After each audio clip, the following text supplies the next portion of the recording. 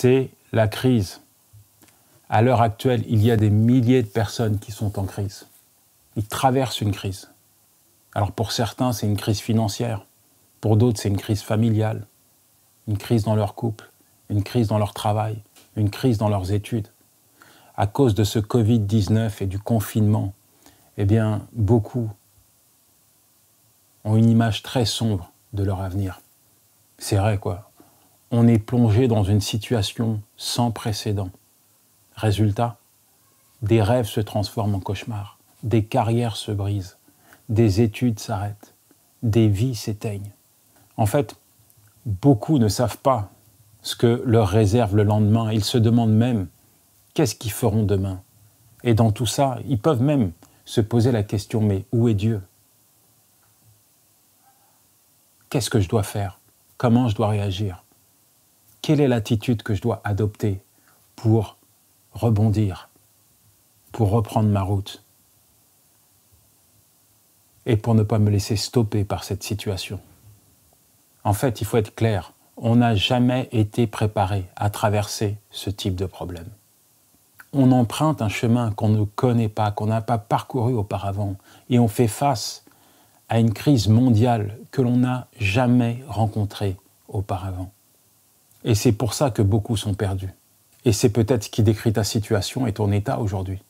Soudainement, toi qui suis Dieu, tu te retrouves sur un chemin qui te semble sans issue. Et tu te demandes, mais comment je vais continuer à suivre Dieu alors que je ne sais même pas là où je dois aller? Il est clair que lorsque tu regardes autour de toi, cette période de trouble, de crise, peut te pousser vers l'ignorance et t'amener à tourner en rond.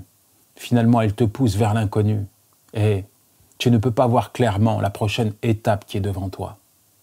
Alors comment gérer cette période de confusion? En fait, j'ai envie de te dire, quand il n'y a plus rien à faire, Dieu peut encore agir. Et la meilleure position que tu puisses adopter maintenant, c'est de te mettre sur les genoux afin de le prier. Ne t'inquiète pas, Dieu sait parfaitement où tu te trouves. Et tu as peut-être l'impression d'avoir le dos au mur, de ne plus savoir quoi penser ou même comment prier. Mais n'en demeure pas moins que tu peux crier à lui. Et je t'assure que cette attitude, je la vois souvent de la part des détenus en prison, de la part de personnes qui sont malades à l'hôpital ou dans des situations critiques. Ils ne savent pas quoi dire, ils ne savent pas quels mots exprimer, quels mots partager à Dieu. Alors ils crient à lui. Ils crient à lui. Parce qu'ils ont la conviction dans leur cœur que Dieu les entend, que Dieu entend leurs cris. Et ça sera exactement la même chose pour toi. Même si ton état est désespéré, tu ne dois pas hésiter à crier à Dieu, à le chercher, à faire entendre ta voix. Parce que lui seul peut répondre à tes besoins. J'ai cherché l'Éternel et il m'a répondu. Il m'a délivré de toutes mes craintes. Psaume 34, verset 4. J'ai crié à Dieu pour qu'il me vienne en aide. J'ai crié à Dieu pour qu'il m'entende. Quand j'étais dans la détresse, je l'ai cherché. Psaume 77, verset 1 à 2. Là où tu es, tu peux crier à Dieu. Il promet de venir à ton secours, de consoler ton cœur et de résoudre tes problèmes. Alors fais-le.